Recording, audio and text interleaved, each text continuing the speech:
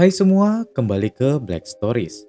Seorang ustadz memiliki istri dan 4 orang anak yang dididiknya sedari kecil untuk rajin beribadah. Namun setelah remaja, keempat anak tersebut memiliki rahasia masing-masing yang membuat mereka kemungkinan besar masuk neraka. Keburukan apa yang mereka lakukan dan bagaimana pula siksaan yang mereka dapatkan? Langsung kita bahas di alur cerita Siksa Neraka 2024 selengkapnya.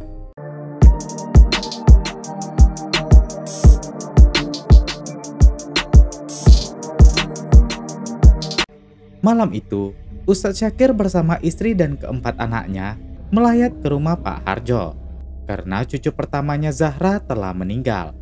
Keempat anak Pak Syakir membahas apakah Zahra masuk surga atau neraka. Saat itu, anak ketiga Syakir bernama Tias mendengar suara wanita minta tolong dari dalam kamar. Yang lain tidak mendengarnya. Dia pun masuk ke dalam dan mencari asal suara itu.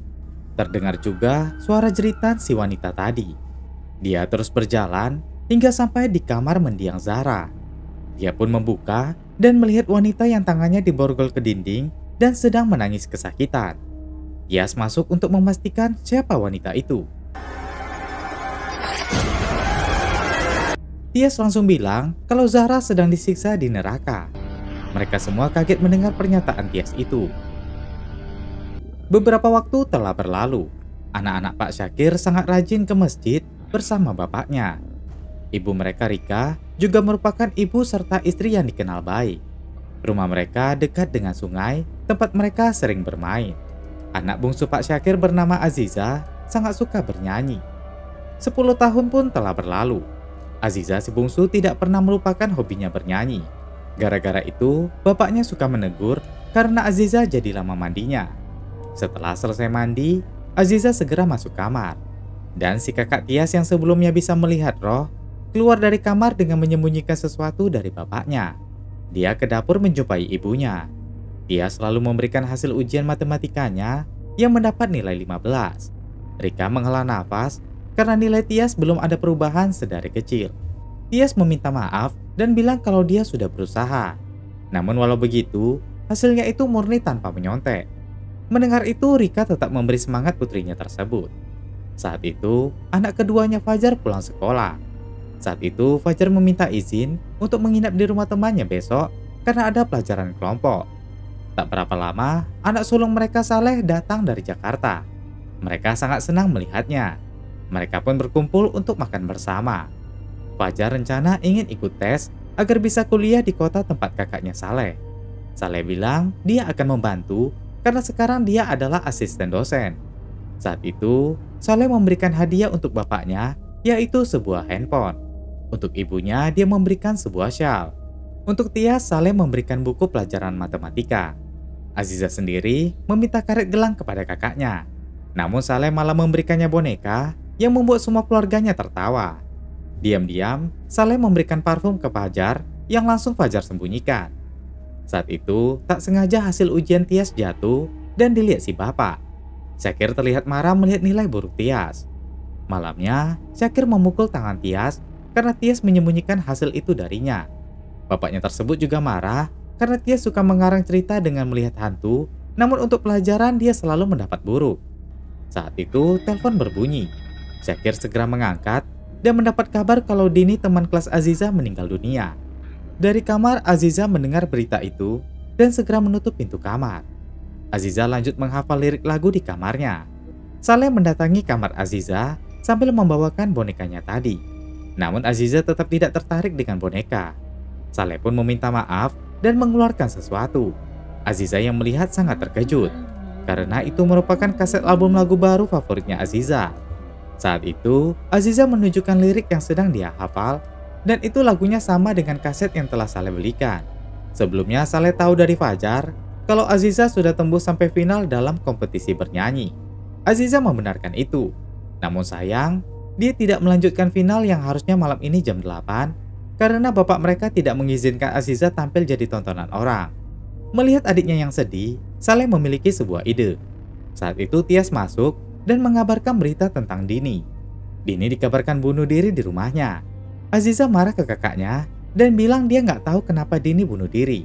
Padahal Tias tidak menuduh apa-apa ke Aziza. Namun yang Tias tahu, Dini dikeluarkan dari sekolah karena menuduh teman kelasnya mencuri barangnya. Aziza meminta Tias untuk tidak membahas Dini terus dan dia pun keluar kamar. Ayah dan ibunya sudah bersiap untuk melayat ke rumah Dini. Tias ingin ikut. Namun Aziza melirik kakaknya agar kakaknya yang suka melihat hal-hal aneh itu tidak ikut ibunya. Tias pun tak jadi ikut. Sebelum pergi, ibunya berpesan agar mereka tak lupa menutup pintu dan jendela karena sepertinya hujan akan turun. Tak lupa Rika memeluk keempat anaknya itu. Setelah bapak dan ibu pergi, Saleh segera menyuruh adik-adiknya untuk bersiap untuk menghadiri final Aziza jam 8. Mereka bisa mengejar waktu dengan jalan melewati jembatan sungai. Tias tanya ke Aziza, kenapa Aziza tetap ingin ikut final padahal temannya baru meninggal. Aziza marah karena tak ingin dikait-kaitkan dengan Dini. Saleh ingin mereka empat harus kompak dan saling mensupport. Besok mereka juga akan membantu Tias belajar. Fajar sendiri oke-oke saja untuk ikut. Tanpa Tias memberi jawaban, Saleh langsung meminta mereka untuk siap-siap. Setelah bersiap di kamar, Fajar melihat foto dia dengan pacarnya. Saleh meledek pacar Fajar yang cantik. Saat rebutan foto, Fajar membuat tas Saleh jatuh. Fajar melihat kertas judi dari tas kakaknya. Saat itu, Aziza yang telah bersiap datang. Saleh memasukkan kembali kertas-kertas itu. Tias yang terpaksa pun sudah siap. Mereka pun menyiapkan payung karena mau hujan. Diam-diam, Tias ke dapur untuk makan sedikit. Di sisi lain, Syakir dan Rika sudah sampai di rumah Dini. Ibu Dini terus menangis karena tidak tahu penyebab anaknya bunuh diri. Kembali keempat bersaudara. Mereka sudah keluar dari rumah. Saat itu mereka bertemu Pak Harjo bersama Pak Haji sedang berjalan. Pak Harjo kini kesulitan melihat karena katarak yang dialaminya. Mereka bilang mereka mau menyeberangi sungai. Pak Harjo melarang mereka karena dia merasa hujan badai kali ini cukup berbahaya. Pak Harjo tanya, apa di sana ada Saleh? Saleh tak menanggapinya dan mereka lanjut berjalan. Saat itu perasaan Tias mulai tidak enak. Namun dia terpaksa ikut ketiga saudaranya. Saat ingin melewati jembatan, hujan pun turun. Saleh bilang untuk menghemat waktu, mereka lebih baik langsung melewati sungai. Tias bilang itu bahaya karena air sering naik. Namun Saleh bilang selagi belum naik, mereka masih bisa menyeberang. Mereka pun hanya bisa mengikuti kata-kata kakak tertua mereka itu. Di rumah Dini, tiba-tiba listrik padam. Kembali keempat bersaudara. Mereka pun mulai berjalan melalui bebatuan sungai dengan air yang mengalir deras. Mereka tidak sadar kalau air tiba-tiba mulai naik.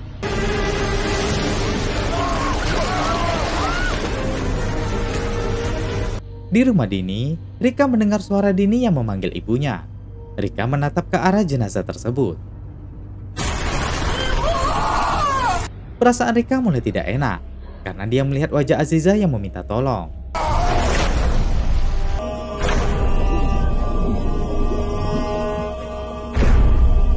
Setelah hujan berhenti, Syakir dan Rika sampai di rumah. Mereka melihat sepeda Syakir jatuh. Rika masuk dan memanggil keempat anaknya. Namun rumah terlihat kosong. Syakir pun mencari ke atas, tapi anak-anaknya pada tidak ada. Rika yang dibawa menyalakan lilin dan mendengar suara nyanyian Aziza di kamar mandi. Rika menggedor pintu dan pintu pun terbuka. Dia melihat Aziza berbalik arah di sudut kamar mandi. Rika pun menyapa anak bungsunya itu.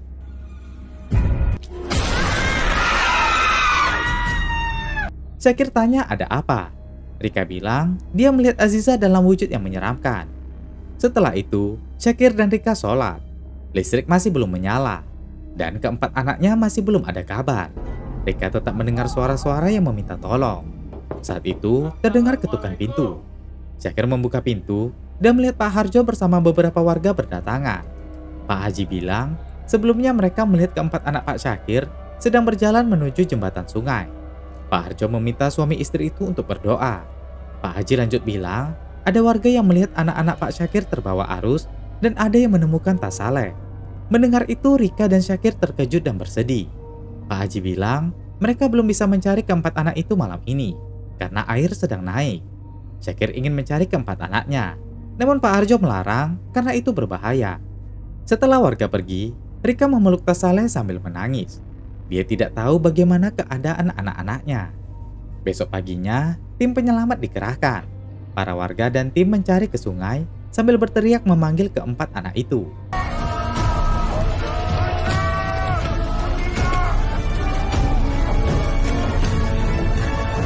Pencarian terus berlanjut hingga malam.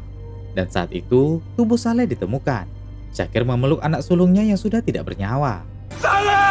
Innalillahi wa inna ilaihi raji'un. Tiba-tiba Saleh terbangun di tempat yang berbeda. Dia mendengar teriakan orang di sana-sini. Dia memanggil adik-adiknya, namun mereka tidak ada di sana.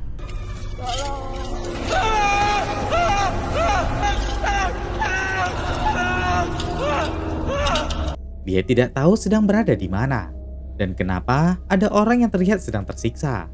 Saleh pun menuju ke tempat orang yang teriak-teriak itu.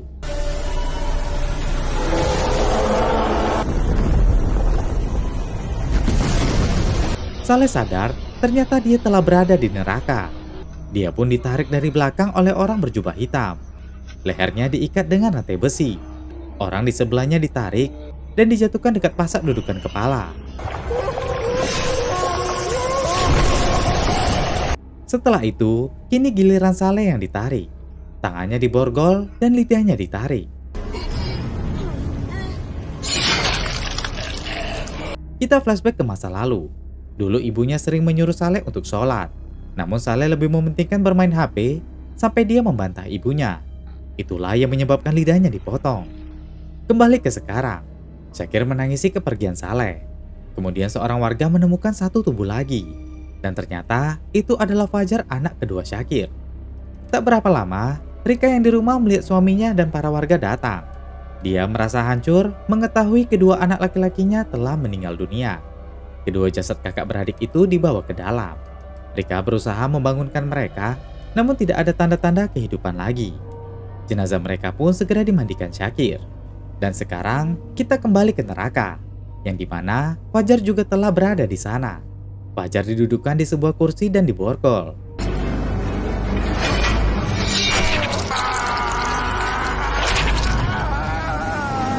Saleh melihat Fajar. Dia membuka borgol dan penutup wajah adiknya. Kita kembali flashback. Dulu Saleh pernah memberi brosur pijat plus-plus kepada Fajar. Saleh bilang, cewek di tempat itu cantik-cantik. Dia pun akan mentraktir Fajar untuk mencoba pijat di sana.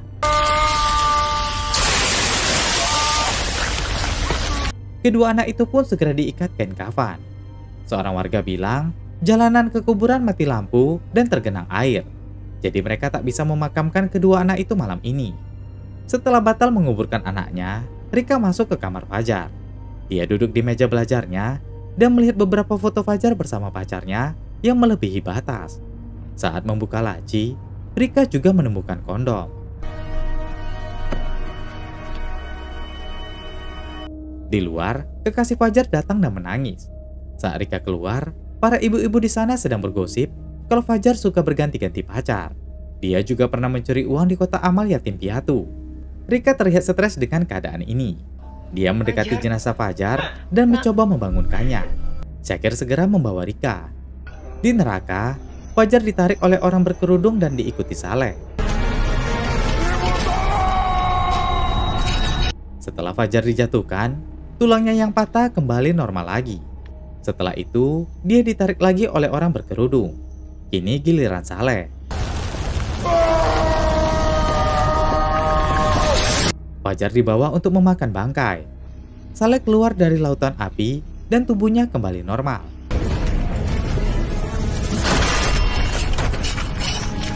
Di rumah, beberapa warga datang memberi kabar kalau satu lagi anak mereka ditemukan masih hidup dan langsung dibawa ke rumah sakit. Ternyata Tias masih hidup. Syakir dan Rika melihat keadaannya yang masih koma. Dokter pun belum bisa memastikan apakah Tias akan selamat atau tidak. Roh Tias sendiri juga sedang berada di neraka. Dia melihat orang-orang yang disiksa di sana. Setelah di rumah, Syakir mendengar para tetangga menceritakan keburukan Fajar. Dan mereka juga cerita yang selamat malah anak yang tidak disayangi bapaknya. Syakir pun membuka buku Tias dan melihat kertas ujiannya. Ada tulisan di buku kalau Tias sadar bapaknya keras kepadanya karena Tias anak yang kuat. Tias mencoba memotivasi dirinya sendiri. Syakir pun teringat, sedari kecil Tias memang sering melihat hantu. Dan Syakir selalu marah, memintanya tak perlu takut dengan hantu. Syakir bilang ke istrinya, sebagai seorang ustadz yang sering meruqyah orang, anaknya sendiri lemah dan sering melihat hantu. Bahkan orang sering bilang, Tias anak ustadz yang paling bodoh. Syakir pun sadar kalau dia selama ini terlalu keras kepada Tias. Tias sendiri sedang dijaga Rika di rumah sakit. Kembali ke rumah, Pak Haji bilang Pak Harjo ingin bicara dengan Syakir. Syakir pun keluar menjumpai Pak Harjo. Pak Harjo cerita sebelumnya Saleh menyarankan dirinya untuk ikut asuransi tempat Saleh bekerja. Tujuannya agar meringankan biaya operasi Pak Harjo. Pak Harjo pun sudah membayar banyak uang kepadanya, namun Saleh tak pernah memberinya kabar. Bi Ina juga ikut asuransi Saleh, begitu juga dengan warga lainnya. Syakir pun merasa hancur mendengar itu. Dia ke kamar Saleh dan membuka tasnya.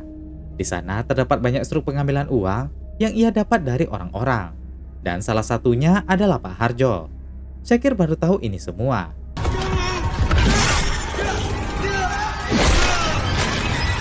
Selama ini uang yang dia berikan kepada keluarga, makanan untuk anak-anak di masjid, dan alasan Saleh bekerja di luar kota adalah untuk menipu orang agar mendapat uang haram. Dan hukuman dari itu, Saleh pun diberi minuman nanah di neraka. Dia sendiri terus mencari ketiga saudaranya di neraka. Saat itu dia melihat Fajar yang tubuhnya ditimpa setrika panas. Tias merasa ngeri dan tak bisa berbuat apa-apa. Saat itu, dia melihat Aziza. Besoknya Syakir menuju ke sungai dan duduk termenung karena anak bungsunya masih belum ketemu. Dia menangisi musibah yang terjadi kepada anak-anaknya. Saat itu pula, dia menemukan tubuh Aziza yang tersangkut di batu. Syakir mendekatinya dan melihat wajah Aziza yang sudah pucat tak bernyawa. Syakir membawa jasad anak bungsunya itu menuju ke rumah. Dia tak mengizinkan siapapun menyentuh anak bungsunya itu. Jenazah Aziza pun langsung dimandikan. Saat Rika kembali dari rumah sakit, dia menyalami suaminya dan bertanya kabar tentang Aziza. Syakir menunjukkan kalau jenazah anak bungsu mereka sedang dimandikan. Rika hanya bisa pasrah menerima keadaan ini sambil mendatangi putrinya itu. Dia memeluknya sambil menangis. Kembali ke neraka, Tias memanggil-manggil Aziza. Saat itu, terdengar Aziza memanggil Dini. Ternyata, Aziza sedang memakai gelang Dini dan sedang melihat ke Dini di depannya. Kita flashback kembali. Saat Saleh masuk ke kamar Aziza, Saleh melihat gelang Dini disimpan Aziza. Ternyata Aziza lah yang telah mencuri gelang Dini tersebut sampai Dini dikeluarkan dari sekolah karena menuduh orang lain. Hal itu membuat Dini bunuh diri dan masuk ke neraka juga. Karena tidak seharusnya Dini mengakhiri hidupnya dengan cara seperti itu. Dini terlihat berulang kali menggantungkan diri tanpa akhir. Setelah melihat itu, Aziza ditarik orang berkerudung dan dibawa ke pasak dudukan kepala.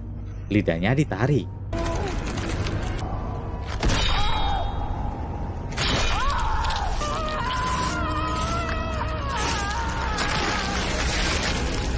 Di rumah, Rika merasa tidak kuat menerima cobaan ini. Sedangkan Syakir merasa tidak menjadi bapak yang baik buat anak-anaknya. Mereka pun saling berpeluk untuk mengikhlaskan semua yang terjadi. Ketiga jenazah anak mereka pun segera disolatkan. Syakir merasa tidak sanggup melakukannya, dan hal itu membuat Pak Harjo yang menggantikannya. Setelah itu, ketiga jenazah tersebut pun dibawa ke pemakaman. Syakir mengantarkan sampai ke lubang kubur. Allahu Akbar. Asyhadu an la ilaha illallah. Hayya 'alas shalah. Ketiga anak tersebut pun telah dimakamkan. Dia sendiri terus menyaksikan ketiga saudaranya yang menghadapi siksa neraka. Dia mencoba menghentikan orang berjubah hitam yang menyiksa Saleh. Dan ternyata itu adalah Saleh sendiri. Yang menyiksa Fajar adalah Fajar sendiri. Begitu juga dengan Aziza. Dan orang yang mengajak Tias ke sana adalah Tias sendiri untuk melihat siksaan yang ketiga saudaranya dapatkan dari hasil perbuatan mereka masing-masing. Dan dia bilang tempat Tias bukanlah di sini.